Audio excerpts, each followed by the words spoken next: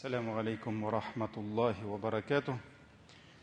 Бисмиллах, альхамдулиллах, вассалату вассалям аля расулиллах. Мы, дорогие братья и сестры, мы продолжаем цикл наших лекций «Как насладиться намазом» и продолжаем изучать некоторые ценности намаза. И мы с вами перешли на подготовительный процесс, то есть как правильно готовиться к намазу. Джазакумуллах хайр, что и сегодня нашли возможность приехать в нашу красивую мечеть и присутствовать на этой лекции. И давайте традиционно я начну урок с общего хадиса, который показывает нам ценность намаза, и дальше уже пойдем по теме. Аммар ибн Ясир был такой сподвижник,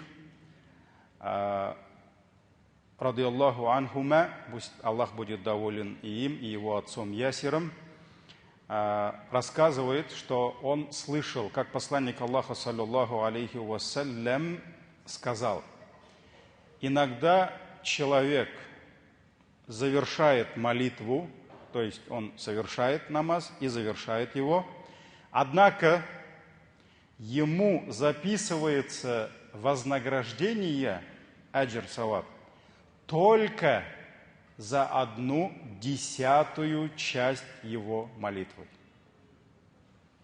Или за 1/9, или 8, 7, 6, 5, 4, за 1/3 или половину. Этот хадис, ученые сказали, что он хасан, с хорошим иснадом. О чем здесь речь? Посланник Аллаха, саллаллаху алейхи вассалям, дает нам понять, что мусульманин, несмотря на то, что он совершает свой намаз, он может получить награду из всего этого намаза только половину. Только 50% у него записали ангелы. Может получить 1/3 часть, 1/4, 1/5, 1/6, 7, 8, 9 и даже только 1/10 часть его намаза. То есть Аллах принял только 10% его намаза. Поэтому вот буквально несколько минут мы с вами все вместе с джамаатом совершили магриб намаз. Все мы совершили 3 ракагата. Никто не совершал ни 4, ни 2, потому что принимаются только 3. Никто дольше других не стоял, потому что все стояли за имамом. Никто лишнюю суру не читал, потому что все стояли за имамом. Может быть, кто-то во время рукуга пару раз сказал больше «Субхана раббил азим», повторил. Не 3 раза, а 5 раз. Может быть, кто-то после ташахуда до саляма успел какие-то другие зикры произнести. Но существенной разницы между нашими намазами не было. Но в результате, если исходить из этого хадиса, мы понимаем, что кто-то из нас получил награду, может получить награду только за половину своего намаза. Кто-то за 1/4, 1/3 и до 1/10 части.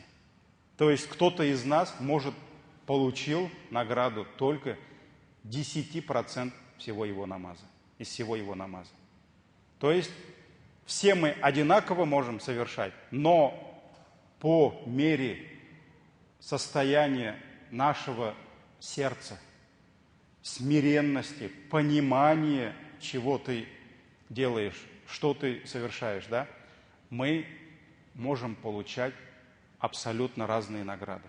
То есть, вот, может быть, за имамом стояли 2 мусульманина, они совершали абсолютно одинаковый намаз, но разница между, то есть наградой, между наградами этих 2 братьев может быть даже больше, чем разница между небом и землей. хотя внешне одинаковые, абсолютно одинаковые намазы. О чем говорит этот хадис? А хадис говорит о том, что помимо внешнего мира, внешних действий молитвы, внешних его зикров, да, есть огромный и очень важный внутренний мир намаза, которым мы, к сожалению, пренебрегаем. Очень много вопросов возникает у братьев. Все-таки, конкретно куда ставить руки во время хаяма? Очень много вопросов. 5 сантиметров выше или 5 сантиметров ниже все-таки, да? Хотя, есть даже такие ученые, которые говорят, что сунна ставить руки, но нет ни одного достоверного хадиса, который указывает конкретно, куда надо ставить. Поэтому это иджтихад масхабов, это иджтихад ученых. И никто не может сказать, вот по сунне все-таки нужно выше ставить, по сунне нужно ставить руки. Но наш масхаб, наши ученые сказали вот так. Кто-то из других масхабов сказал вот так. Мы за это боремся, воюем, но в то же время мы забываем про внутренний мир намаза. Много вопросов возникает. Амин надо про себя или же вслух. Кто-то прямо как герой один на всю мечеть борется за сунну, чтобы все слышали его амин. Да? Никто не говорит. Братья, не говорите амин. Все мы говорим. Это сунна общепризнанная. Все ученые говорят, говорить после фатиха амин это сунна. Просто разногласие в том, что кто-то говорит из ученых, что это надо говорить про себя, а кто-то говорит вслух. Просто вот в этом мы не можем договориться, и огромное количество вопросов возникает. Конфликтов даже, так ведь? Кому-то имам не нравится, каждый раз там всем обращается. Ну, а куда денешься, если тебя заставляют обращаться? Вот. Поэтому, дорогие братья, вот мы забываем про этот внутренний мир, огромный мир намаза. И это плохо. Это плохо. Вот этот мир тоже надо изучать. 1/10 часть. Человек пришел, столько сил, времени, он оставил любимую жену, матурам, я пошел намаз делать в мечети. Дочка плачет, кызым, я сейчас вернусь, не переживай. Тахарат взял, кто-то пешком, кто-то на машине, холодно, зной. Пришел, дошел до мечети, совершил намаз, машаллах. Все, казалось бы, вот он сделал, да, а получил 10% всего от его намаза. Потому что есть много неучтенных им моментов, которые он даже не изучал, которые он даже не знал, что оказывается вот и так может быть. Все, едем дальше. После справления нужды мы переходим к тахарату. Есть специальные зикры, которые связаны с тахаратом.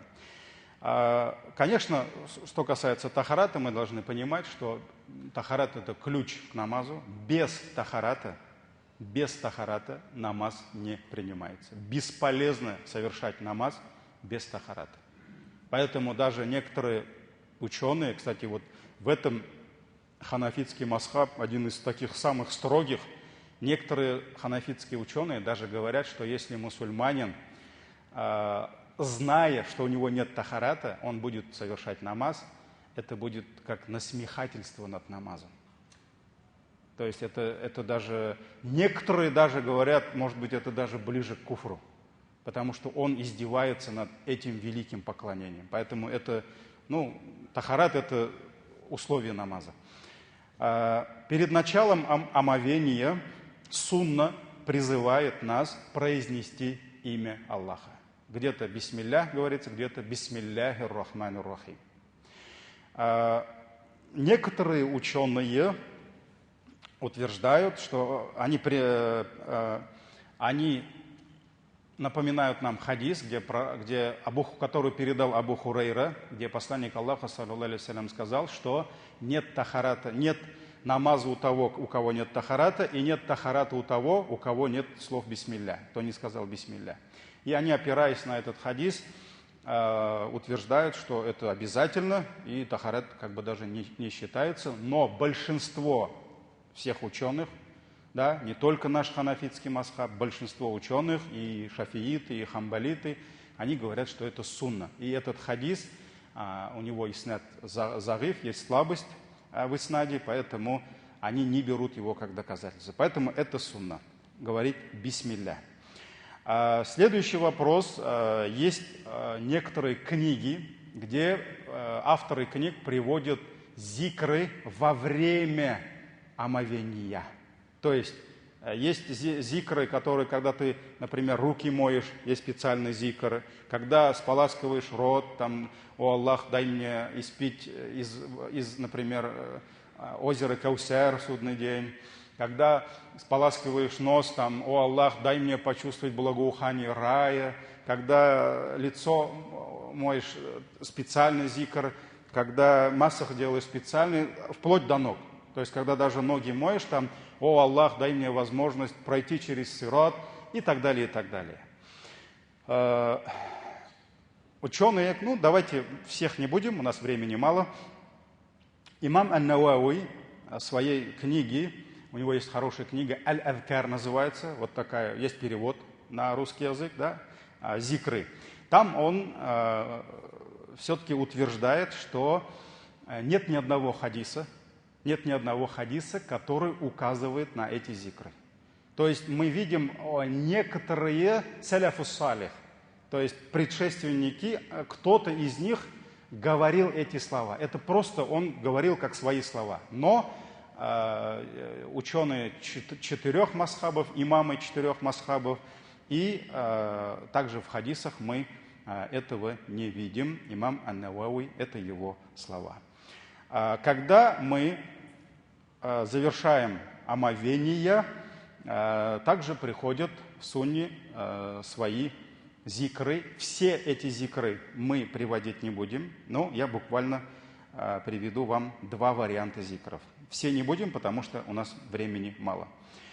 Первый зикр передает нам Умар ибн Хаттаб, радийаллаху анху, что он слышал, как посланник Аллаха, саллаллаху алейхи вассалям, сказал: когда кто-либо из вас должным образом совершит омовение, должным образом, то есть об этом указывается во многих хадисах, что тахарат, омовение нужно брать должным образом, и после завершения этого омовения он скажет: «Ашхаду ан ла иляха илляллах», я свидетельствую, что нет истинного божества, кроме Аллаха, «ва ашхаду», и свидетельствую, что «анна Мухаммадан абдуху ва расулю». Это обычные слова шахада.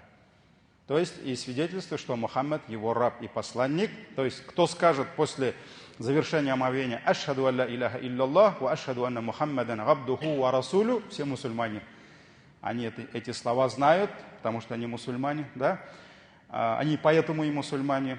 И кто скажет эти слова, Аллах откроет перед ним 8 врат рая, и он сможет в судный день войти в какую дверь пожелает.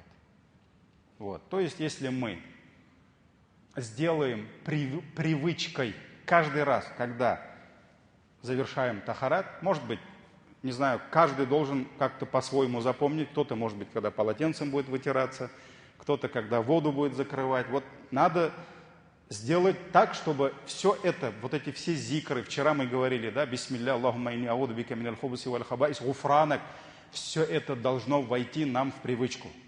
Мы должны воспитывать себя, а не просто пришел там: о, Хазрат о чем-то говорил, какие-то хадисы приводил, и все забыл. Как обычно это у нас происходит, да? Мы должны это все превращать в привычку. Вот поэтому давайте, у нас следующий зикр: «Ашхаду ан ла иляха илляллах ва ашхаду анна Мухаммадан абдуху ва расулю», когда? После завершения омовения. За то, что ты будешь говорить эти слова, в судный день Аллах откроет перед тобой 8 врат рая, и ты будешь сам выбирать, через какие ворота войдешь в рай. Этот хадис передали имам Муслим, Абу Дауд, Ан-Насаи, Ибн Маджа и так далее. Это первый зикр. Второй зикр передает нам Абу Саид Аль-Худри, радийаллаху анху, что посланник Аллаха, саллаллаху алейхи вассалям, сказал: кто после завершения омовения скажет следующие слова: «Субханак Аллахумма ва бихамдик, ва ашхаду ан ла иляха илля ан, астагфирука ва атубу илейк». Еще когда этот зикр говорится? Ну-ка, вспомним. По сунне. Субханак Аллахумма ва бихамдик, ашхаду ан ла илляха илля ант, астагфирука ва атубу илейк. После маджлиса. То есть, когда мусульмане где-то собираются, и когда завершается это собрание, перед тем, как встать и уйти, говорятся те же слова, и эти слова будут искуплением за те грехи, которые, может быть, мы совершили во время этого собрания. Это кафаратуль маджлис называется. Вот здесь то же самое. То есть, в переводе «Субханак», «О Аллах, ты пречист от всех недостатков», «Аллахумма ва бихамдик», «О Аллах, вся хвала тебе», «Ашхаду алла илляха илля ант», я свидетельствую, что нет божества, кроме тебя, «Астагфирука», я прошу у тебя прощения, «Ва атубу илейк», и я каюсь перед тобой. То есть, я делаю таубе тебе. Кто скажет эти слова, вот эти слова ангелы запишут на дощечке. На дощечке. Потом эта дощечка, она запечатается, и только в судный день, по воле Аллаха, откроется эта дощечка. То есть это будет до судного дня храниться как твое благодеяние. И в судный день эту дощечку поставят куда? Положат, иншаллах, на чашу весов твоих благодеяний. Вот. Есть буквально два зикра. Этот хадис в сахих, в сборниках имама Ан-Насаи. Есть другие варианты, которые тоже нужно изучать, чтобы не привыкать только к одному варианту, чтобы он не превратился как бы в автоматический, да, режим. То есть вот, иншаллах, когда мы начнем еще изучать зикры во время намаза, вот эти варианты, они тоже нужны для чего?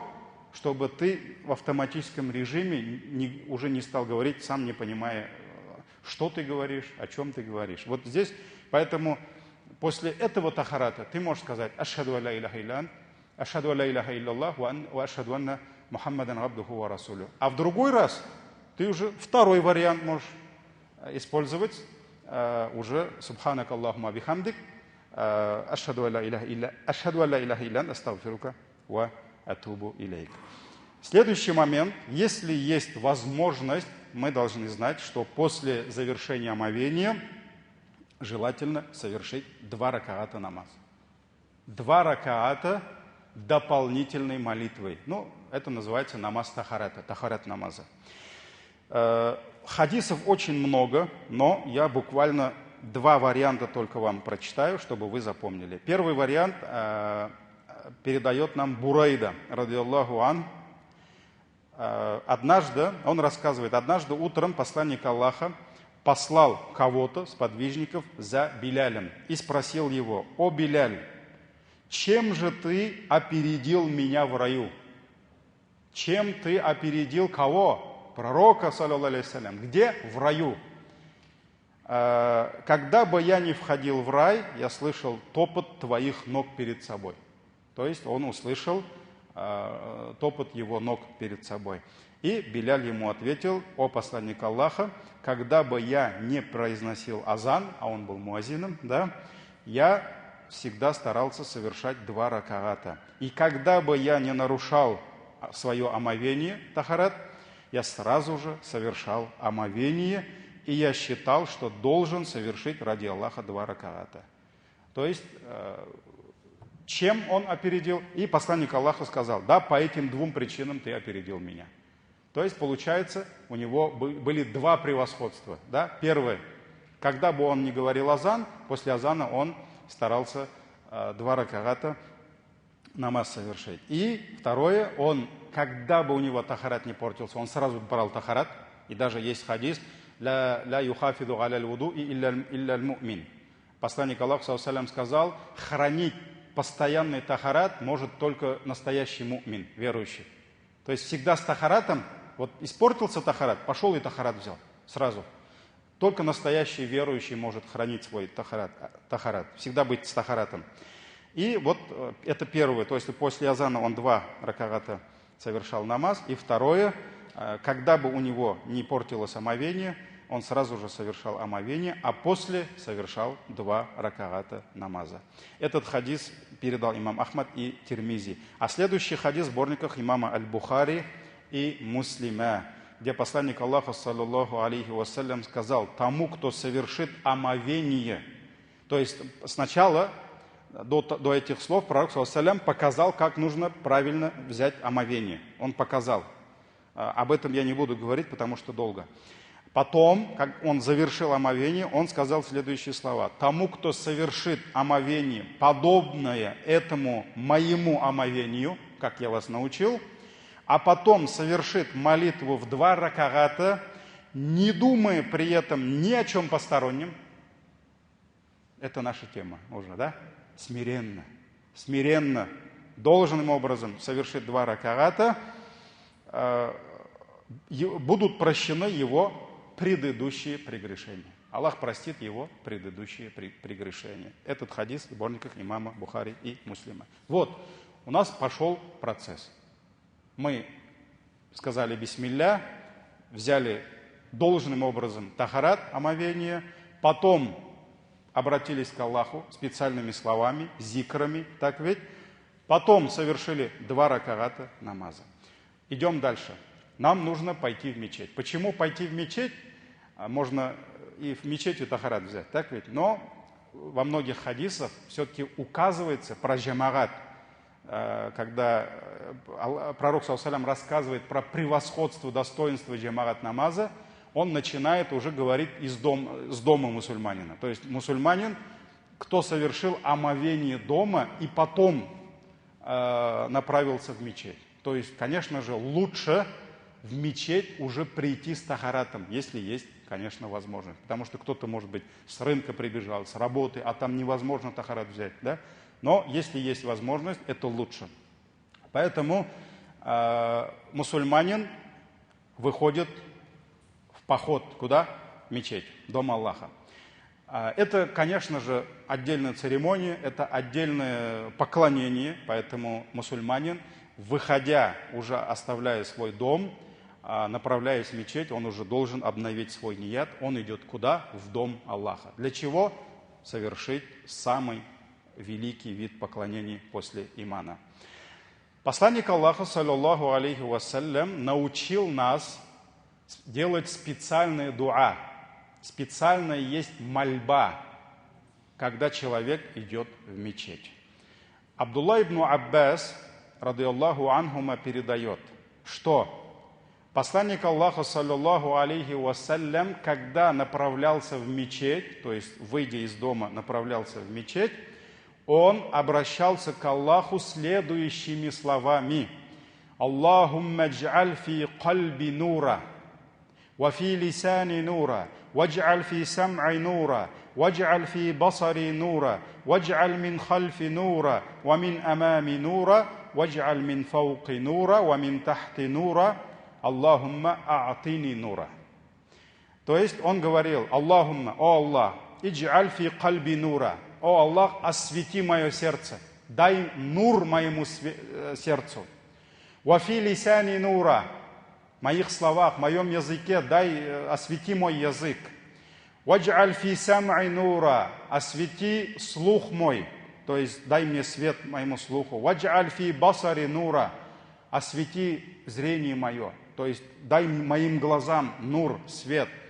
Вадж'аль мин хальфи нура, о Аллах, дай мне свет сзади, мин хальфи нура. Ва мин амами нура, дай мне свет спереди. Вадж'аль мин фауqи нура, дай мне свет сверху. Ва мин тахти нура, и дай мне свет снизу. И последнее: Аллахумма а'тини нура, о Аллах, дай мне свет. То есть это уже в общем, да? Этот хадис передал имам Муслим, это достоверный хадис. Вот. Вот здесь эту молитву мы также связываем с намазом. Почему?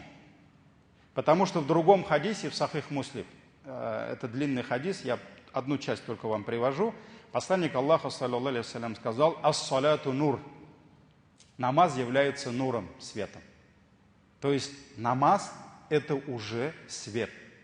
И человек, который идет совершать намаз, просит у Аллаха света и в сердце, и в зрении, и в слухе, и справа, и слева. Есть еще другие риваяты, где и справа, и слева говорится, и даже дай мне в моих ступнях свет даже говорится. Я все риваяты не стал приводить. Вот у Муслима взял и все. Поэтому, альхамдулилля, он просит уже что? Чтобы Аллах одарил его полноценным намазом. Потому что на самом деле ас-саляту нур. Намаз – это и есть свет. Молитва освещает жизнь мусульманина. Молитва освещает лицо мусульманина. Раньше, во время праведных предшественников, люди говорили: того, кто ночами выстаивает молитвы, мы его узнавали по лицу. В его лице, на его лице был свет, нур. То есть люди могли сказать: вот этот человек, машаллах, он ночами выстаивает намазы, потому что его лицо, на его лице нур был, свет. Поэтому молитва освещает лицо мусульманина, сердце мусульманина, мирскую жизнь мусульманина, могилу. Об этом сейчас хадисы просто не буду приводить, их много, да? Могила мусульманина освещается нуром посредством его молитв. Судный день, на нем даже пророк ﷺ сказал: я узнаю свою умму из всех людей. Чем? Светом после тахарата. То есть те места, которые они будут омывать во время тахарата, они будут светиться, и на их лбах будет звезда гореть. И пророк ﷺ узнает: это моя умма, это моя умма. Поэтому свет, намаз, тахарат, все связано, дорогие братья. И последний хадис на эту тему, и пойдем дальше, уже нам надо зайти в мечеть, а то время идет. Про нур еще один хадис, который передал имам Ахмад Табарани. Пророк, саллаллаху алейхи сказал: для того, кто будет совершать намаз неуклонно, ман хафаза, то есть кто будет постоянно хранить свой намаз, этот намаз станет для него нуром, светом, доказательством, бурханан, и спасением в день воскресения. То есть для тех, кто будет беречь свои намазы, пророк, саллаллаху алейхи обещал 3 вещи. Это нур, свет, доказательство его имана, что он му'мин, да, и спасение, он спасется, иншаллах, в день воскресения. А для того, кто не будет совершать его, кто не будет хранить свои намазы, не будет ему света, не будет ему света, не будет ему доказательства и не будет ему спасения в день воскрешения. И он окажется вместе с кем? С Каруном, фараоном, Хаманом и Убей ибн Халяф. То есть вот эти 4 преступника в истории человечества, они остались в истории человечества как преступники, да? Вот эти люди будут пребывать вместе с ними. То есть Карун, это жил во время Муса, алейхиссалям, богатый, которого земля проглотила, да? Потому что вместо того, чтобы благодарить Аллаха, он возгордился и говорил, что Аллах все это мне, вот это все даровано было мне только потому, что я такой умный, да, образованный. Карун, фараона, знаете, Хаман, министр обороны, и Убей ибн Халяф, это тот араб, многобожник, который пришел к пророку, саллаллаху алейхи вассалям, с истлевшими костями, помните, да, и бросил ему эти кости в лицо. И сказал: о, Мухаммад, неужели ты хочешь утверждать, что после того, как я умру, превращусь в этот прах, Аллах сможет меня воскресить? Потому что проблема арабов, курайшитов, многобожников была в чем? Они верили в Аллаха, но они не верили в судный день. Они отрицали всемогущность Аллаха. То есть они думали, как Аллах может нас? И пророк саллаллаху алейхи ва саллям посмотрел на него и сказал: Аллах воскресит тебя и введет в ад. И ученые сказали, что это один из чудес пророка. В чем здесь чудо? В том, что пророк уже знал, что он никогда не примет ислам. И он умер, будучи кафиром. Этот хадис передали имам Ахмад Табарани. Все. поговорили про нур, попросили у Аллаха нура, да? Получается, с 4 сторон попросили мы, сзади, спереди, сверху и снизу, и получается 4 раза на 4 органа, да? Сердце, язык, глаза и слух. Вот так. И в 9-й раз мы попросили просто, в общем, Аллах, дай нам свет. Это дуа есть в книгах зикров. Все, мы подошли к мечети. Общий зикр при входе и при выходе. Ну, справа правой ногой заходим всегда, выходим с левой. Так ведь? В туалет, в отхожие места наоборот. Общие зикры, когда мы заходим и выходим с мечети, мы говорим бисмилля. Дорогие братья, это общие, чтобы вы запомнили, да? Выходим бисмилля, заходим бисмилля. Салават. И при входе, и при выходе. Анас ибн Малик, радийаллаху анху, рассказывает, что посланник Аллаха, саллаллаху алейхи вассалям, когда заходил в мечеть, он говорил бисмилля, Аллахумма салли аля Мухаммад. И когда выходил с мечети, говорил бисмилля, Аллахумма салли аля Мухаммад. То есть, первый адаб, басмаля, то есть говорить слово бисмилля, и салават за пророка, это и при входе, и при выходе. Поэтому запоминайте, здесь разницы нет. Но следующий дуа, они разные. При входе есть специальный дуа, при выходе есть другая дуа. При входе в мечеть посланник Аллаха, саллаллаху алейхи вассалям, говорил, когда один из вас, кто-либо из вас заходит в мечеть, пусть скажет следующие слова. Аллахумма ифтахли абуаба рахматик. Я надеюсь, что многие братья эти зикры уже давно выучили, потому что это мы каждый день и несколько раз в день все это мы произносим. Так ведь? Поэтому посланник Аллаха, саллаллаху алейхи ва саллям, сказал, когда будете заходить в мечеть, говорите следующие слова. Аллахумма ифтахли абуаба рахматик. В переводе означает: о Аллах, ифтах, открой ли мне абуаба рахматик, врата своей милости. Я Раббам, миңа рахмат капкаларыңны аш. Ты заходишь в мечеть и просишь что? Чтобы Аллах открыл тебе врата своей милости. Когда мы выходим, бисмилля, вассаляту вассалям аля расули, или Аллахумма салли аля Мухаммад, нет разницы, да? Мы говорим, это уже в Сахих Муслим, Аллахумма инни ас'алюка мин фадлика. О Аллах, я прошу у тебя из твоей милости. Когда заходим, мы говорим: о Аллах, открой нам врата своей милости, а когда выходим: о Аллах, я прошу у тебя твоей милости. Давайте подытожим. Мы заходим в мечеть и говорим: бисмилля, Аллахумма салли аля Мухаммад, или же вассалату вассалям аля расулилля, Аллахумма фтахли абуаба рахматик. Выходим уже левой ногой: бисмилля, Аллахумма салли аля Мухаммад, или же вассалату вассалям аля расулилля, Аллахумма инни ас'алюка мин фадлика. Почему, когда мы заходим в мечеть, мы говорим бисмилля? Бисмилля, то есть мусульманин, любое свое благое дело, если он начинает с именем Аллаха, получается, он просит у Аллаха помощи. И даже есть такой хадис: если мусульманин, совершая что-либо, не вспомнит, не произнесет имя Аллаха, то это дело наверняка понесет неудачу. То есть Аллах не поможет ему в этом деле, может не дать баракат, потому что он не обратился к Аллаху. То есть мы заходим в мечеть, мы говорим бисмилля. Почему салават? Почему салават? Во-первых, это превосходство, это достоинство нашего пророка, саллаллаху алейхи ва саллям. Аллах любит, когда за него мусульмане воздают, за его любимого раба, пророка воздают салават, да? И, конечно же, сами мечети, они были построены для того, чтобы там мусульмане поминали имя Аллаха и воздавали салават за его пророка. Поэтому и при входе, и при выходе бисмилля, салават. Следующий вопрос. Вот когда мы заходим в мечеть, мы говорим: Аллахумма фтахли абуаба рахматик. Рахматик. Я прошу, о Аллах, открой мне врата своей милости. Рахма.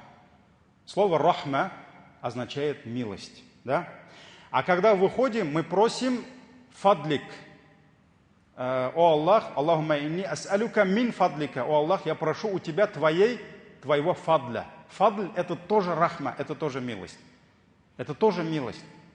Но почему ученые ставят вопрос, когда мы заходим, у Аллаха просим рахма, а когда выходим, его фадль?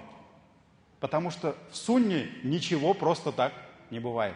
Значит, у слова рахма есть свой смысл, а у слова фадль, который мы у Аллаха просим, есть свой смысл. В чем секрет? Ученые говорят, когда мусульманин идет в мечеть, он идет куда?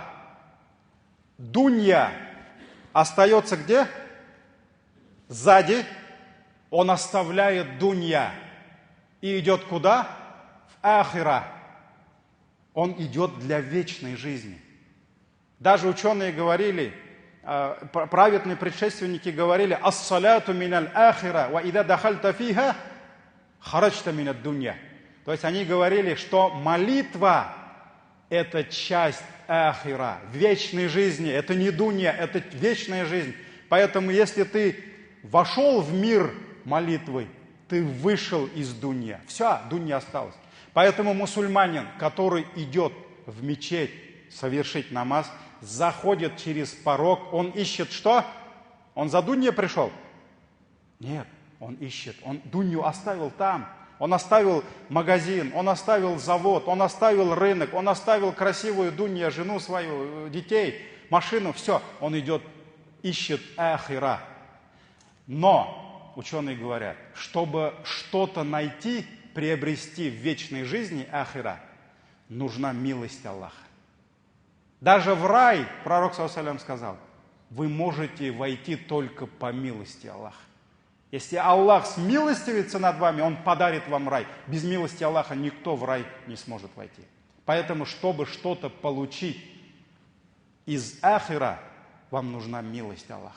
И поэтому, чтобы твой намаз оказался полноценным, и чтобы посредством твоего полноценного, иншаллах, намаза Аллах дал тебе ахира, ты попроси у Него помощи.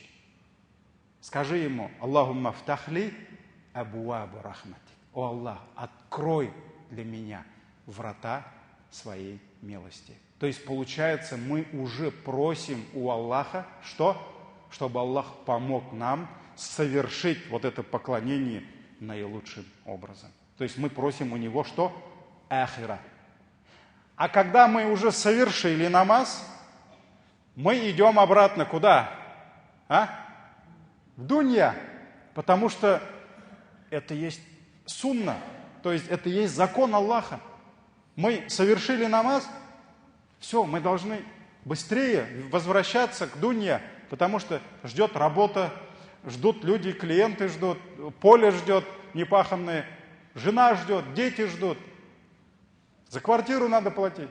Еще надо что-то сделать. Все, мы идем куда? К дунье. Но мы должны понимать, дунью кто нам дает? Так же, как и ахира. Аллах дает. Поэтому, чтобы что-то получить в дунья, у кого мы должны просить? У Аллаха.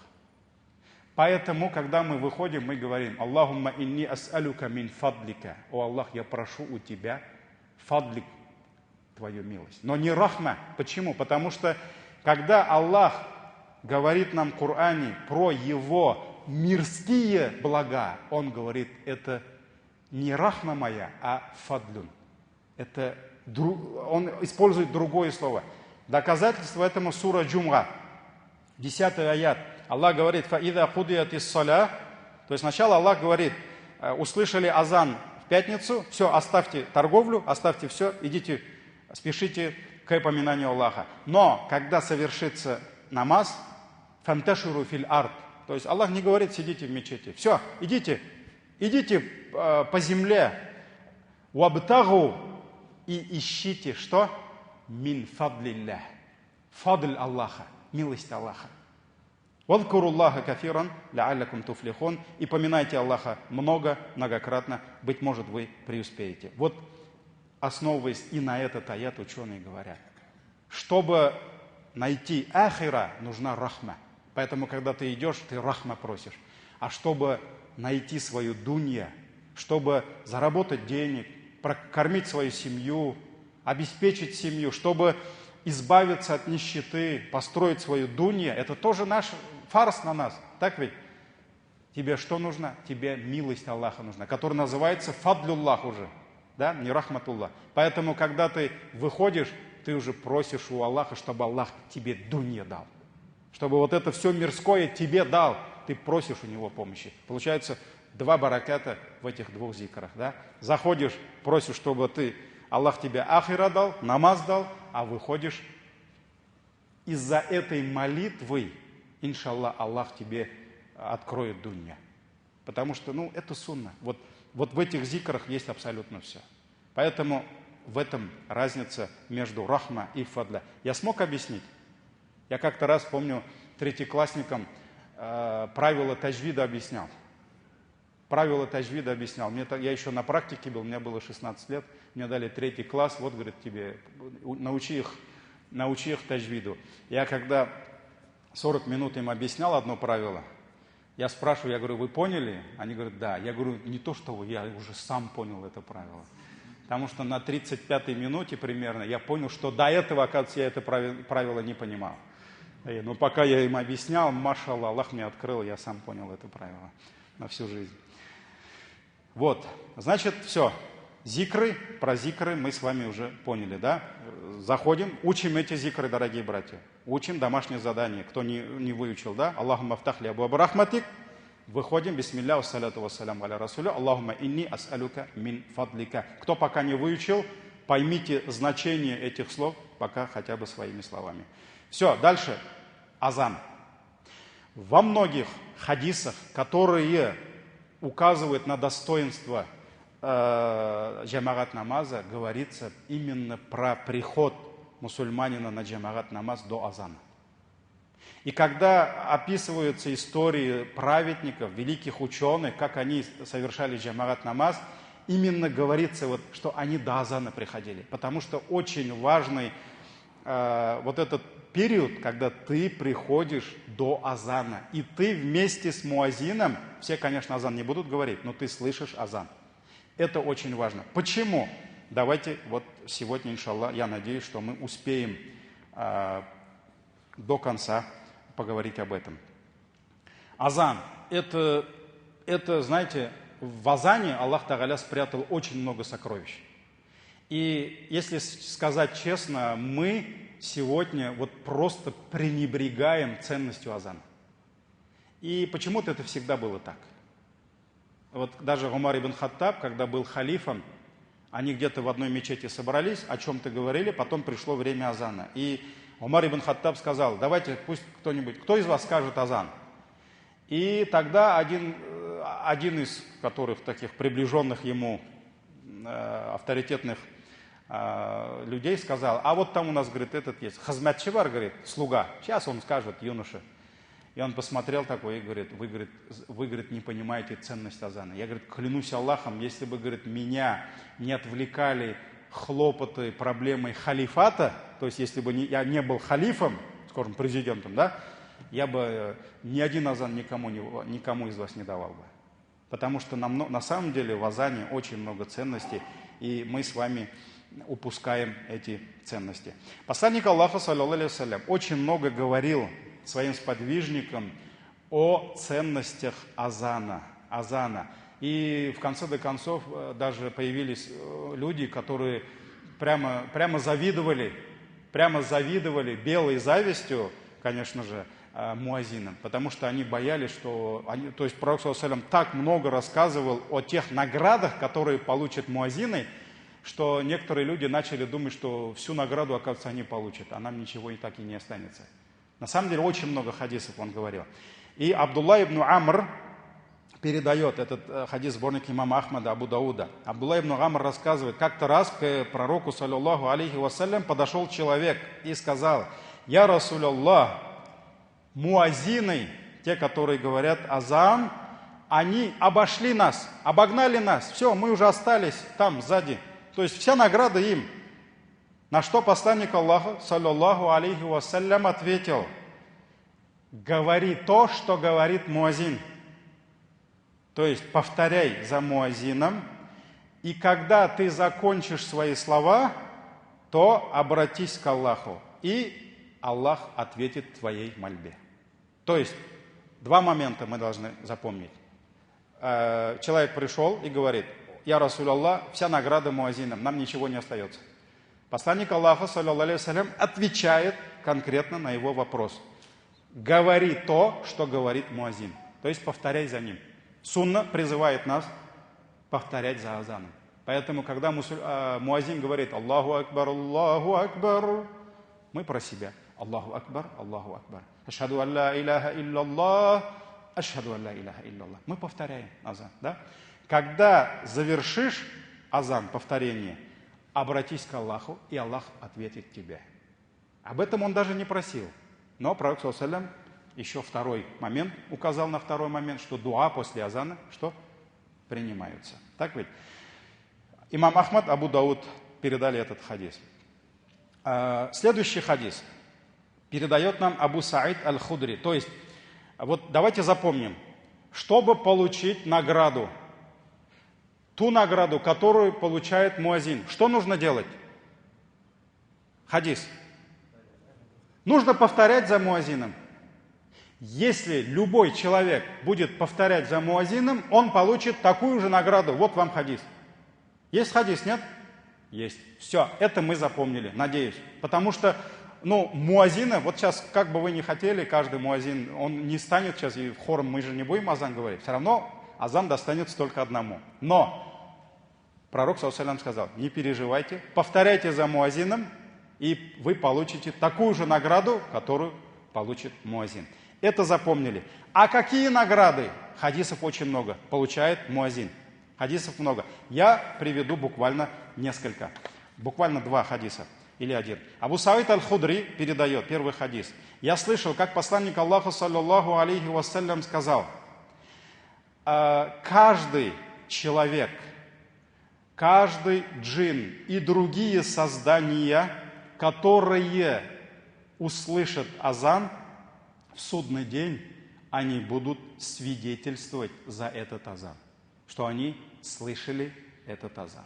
То есть каждый человек, который услышит азан, каждый джин, не только люди, Аллах Тааля и даже джинам поручил это, слышать азан, и другие создания, как какие? Сейчас следующий хадис. Все они, которые услышали азан, в судный день будут свидетельствовать, что такой-то говорил азан.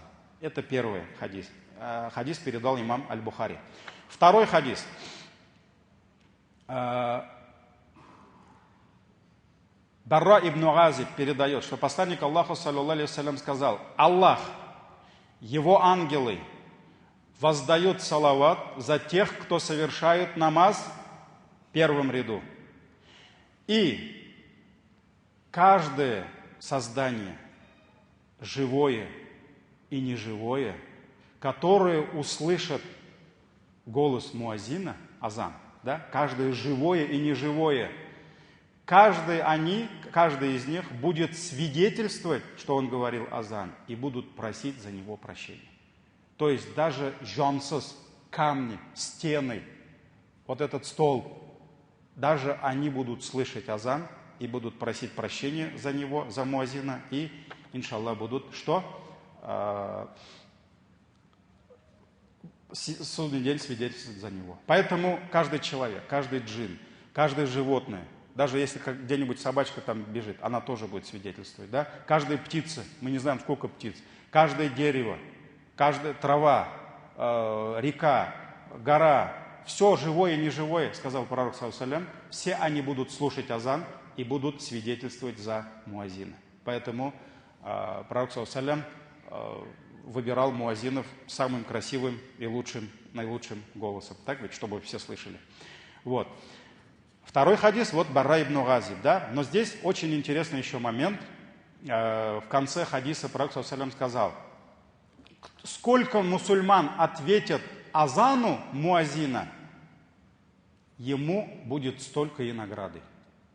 Он получит столько же наград. То есть, вот давайте представим, если муазин сказал азан, то есть азан, основа азана – это призыв. Хайя аля саля. Давайте все на намаз. Хайя аля фаля. Они услышали азан и все спешат на намаз. Сколько человек ответит ему вот за намаз вот этих людей, награду получит ее бонусом. То есть получается, если он сказал азан, и пришли после его азана 10 человек, ангел записывает ему сколько намазов? 11 намазов. Вы правы, но в то же время и не правы. Ну, давайте мечеть Алтан. Примерно завтра на джумга намаз примерно будет около 1100-1200 человек. Когда муазин скажет азан, 1200 человек ему записываются как бонусом. Так ведь? То есть, получается, он получает награду за свой намаз и еще за 1200 человек. И это еще не все. Математика. За джамагат намаз. Сколько раз? 27 раз. Если взять обычный намаз, и туда пришли 1200 человек. 1200 умножаем на 27. 32 400. 32 400 намазов. И пророк, саллям, вот поэтому сподвижники пришли и сказали: «Я Расуль Аллах, всю награду получают муазины, а нам ничего не остается». Аллах милостивый. Пророк сказал: повторяйте за ним, и вы получите такую же награду. Аллаху Акбар. Это милость Аллаха. Это милость Аллаха. Вот сколько здесь сейчас человек. Муазин скажет азан. Просто нужно повторять за ним. Если сейчас нас 300, да, 300, то есть получается за то, что мы совершили намаз и повторяли просто, вот не упустили вот этот этап азана, да, не болтали,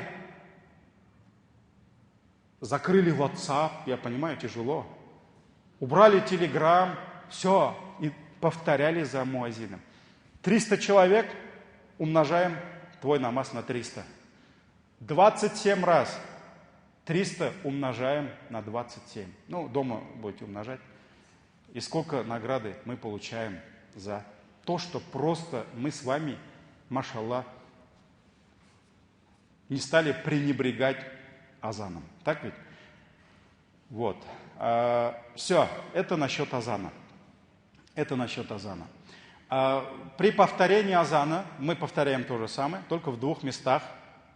Идет не повтор, а специальные зикры. Это когда?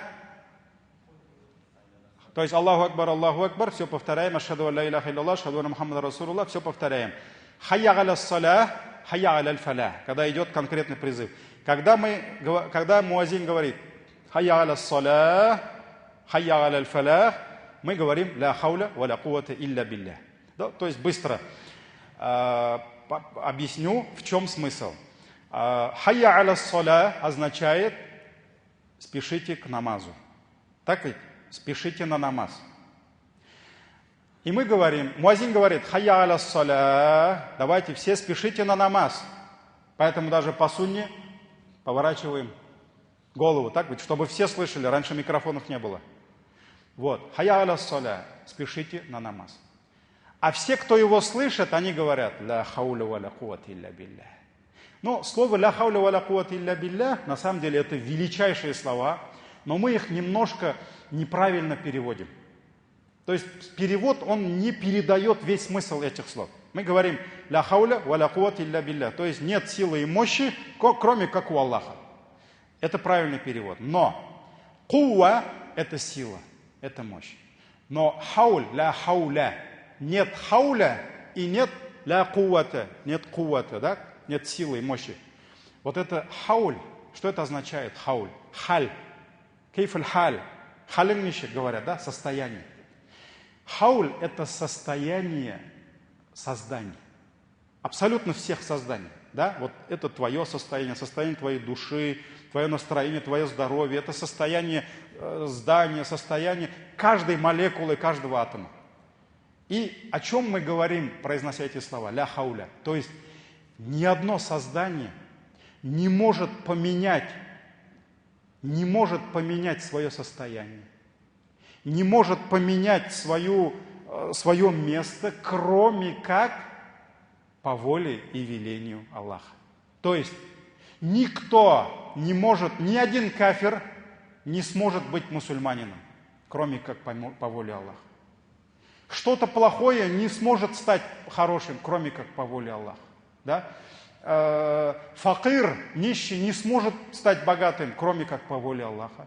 Больной не сможет исцелиться, кроме как по воле Аллаха. Деревья не могут распускать листочки, кроме как по воле Аллаха. Пасмурный день не сможет превратиться в солнечный, кроме как по воле Аллаха. То есть абсолютно движение всех молекул, всех атомов только по воле и велению Аллаха. Вот поэтому, когда муаззин говорит «Хайя аля саля», идите все на намаз. Они придут на намаз, ответят на призыв только по воле Аллаха.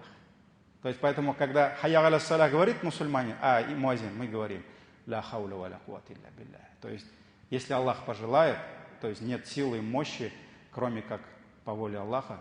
Вот поэтому мы признаем, что вся сила, вся мощь только у Аллаха, и ничто не может поменять свое место, состояние, кроме как по воле и велению Аллаха. А хайя аля фалях – это уже результат намаза. Хайя аля салях – это призыв к действию. Идите на намаз. А хайя аля фалях – спешите к спасению. Спасение когда будет? Когда будет намаз совершен. В судный день мы спасемся от наказания Аллаха посредством наших намазов. Поэтому это уже результат хайя аля фалях. Но так же, как само действие зависит от воли Аллаха, так же и результат зависит только от воли Аллаха.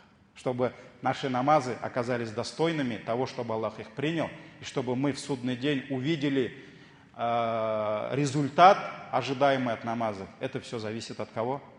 От Аллаха. Поэтому, когда муаззин говорит «Хайя аля саля, хайя аля фаля», мы это признаем и говорим «Ля хауля ва ля куввата илля билля». Идем дальше. Когда муаззин завершает азан, самое первое правило – это салават. Еще не азан дугасы тугуль. Нет. Сначала по сунне салават идет. Посланник Аллаха, саллаллаху алейхи вассалям, сказал, Амр ибн аль-Гас передает хадис: если вы услышите муаззина, то повторяйте за ним. Когда он завершит азан, воздавайте за меня салават. Здесь можно любой вариант салавата, какой нам удобный. Мы можем сказать, муаззин говорит «Ля иляха илляллах», мы повторяем «Ля иляха илляллах», и сразу же что? Салават. Мы можем сказать «Аллахумма салли аля Мухаммад ва аля али Мухаммад». Мы можем сказать «Ассаляту вассаляму аля расулилля». Но самый лучший салават, лучшего салавата нет, это какой? Который в намазе. Это самый лучший. Поэтому кто имеет возможность после слов муаззина повторить салават, который мы повторяем во время намаза, это самый лучший салават. Лучше салавата нет. Поэтому есть листочки, их раздают, такие бедагатишные. Там написано салават кабира. Там на страницу салават, а если с той стороны там чудесные, волшебные результаты этого салават кабира. То есть если ты искренне один раз в жизни прочитаешь этот салават, ты можешь вообще намаз не читать, не поститься можешь, вообще там, будешь уже сразу в раю. Вот. Поэтому ученые сказали, самый лучший салават – это тот салават, который Аллах научил нас в намазе. Поэтому мы можем этот салават говорить. Дальше уже идет дуа. Посланник Аллаха, саллаллаху алейхи ва саллям, сказал: воздавайте за меня салават, и знайте, кто воздаст за меня один салават, Аллах за него 10 салаватов. Так ведь? Затем пророк, саллаллаху алейхи ва саллям, сказал: просите у Аллаха за меня что? Василя. Ати Мухаммадан иль василя. Да? Помните дуа. Что такое василя? Посланник Аллаха, еще хадис идет, сахих муслим. Василя – это место в раю, которое Аллах даст только одному из своих творений. за всю историю мироздания, человечества, не знаю, из всех ангелов, джиннов, людей, пророков, Аллах Тааля, то есть Он одарит этим местом только одного человека. И пророк, саллаллаху алейхи вассалям, сказал: я надеюсь, что этим созданием окажусь я. Пророк говорит: я надеюсь, что Аллах меня выберет для этого места. И кто будет просить за меня это место, василя, то в судный день я буду заступаться за него. То есть минем шафагатым, мой шафагат будет за него в судный день. Этот хадис в сборниках имама Муслима. Поэтому, когда муазин завершает азан, мы завершаем повторение азана, мы сразу же воздаем салават за пророка, саллаллаху алейхи вассалям, а затем мы переходим к просьбе. Мы просим у Аллаха что? Смысл азан дуасының, дуа после азана, весь смысл мы просим у Аллаха вот это хвалимое место, восхваленное место, которого достоится только один из созданий в истории, во всей истории. И в сборниках имама Бухари приходит форма. Также в нескольких хадисах есть несколько вариантов, но различий у них не так много. Джабир ибн Абдиллах передает, что посланник Аллаха, саллаллаху алейхи вассалям, сказал: Аллахумма, кто скажет после азана следующие слова: Аллахумма робба хадихи да'ва, то есть: о Аллах, ты Господь, хадихи да'вати тамма, то есть ты являешься Господом этого полноценного, совершенного призыва, то есть азан, да? Вассалятил каима, и ты являешься Господом вот этого намаза, который сейчас будет выполняться. Ати Мухаммадан, дай Мухаммаду, одари Мухаммада чем? Аль-василя, валь-фадиля, то есть этим местом василя и фадиля, превосходством. Ваб'афху макаман махмудан, то есть воскреши его где? Вот этот макамуль махмуд, вот в этом восхваленном месте, аллази вааттаху, то есть в том месте, который ты ему обещал. Этот хадис в сборниках имама Аль-Бухари. И кто будет произносить эти слова после азана, Аллах Тааля откроет пред ним 8 врат рая, иншааллах. Вот, поэтому вот это те зикры, которые мы, те адабы, этикет, правила, которые мы выполняем, связанные с азаном. Так ли? То есть повторили азан, салават и дуа. Дальше у нас есть небольшой промежуток. Или этот промежуток для того, чтобы мы совершали сунны перед фарзом, то есть следующий у нас идет что? Важный момент, мы должны совершить фарз намаз. Но между азаном и каматом, камат это уже объявление фарз намаза, есть промежуток, может быть, да? Этот промежуток нужен или для совершения сунны, или же для того, чтобы мы поминали имя Аллаха. Посланник Аллаха, саллаллаху алейхи вассалям, сказал, этот хадис передал Анас ибн Малик у Абу Дауда: дуа, мольба между азаном и каматом не возвращается обратно. То есть, если между азаном и каматом мусульманин воздал мольбу, то есть обратился к Аллаху с мольбой, эта мольба обратно не вернется. Что это означает? Она обязательно примется.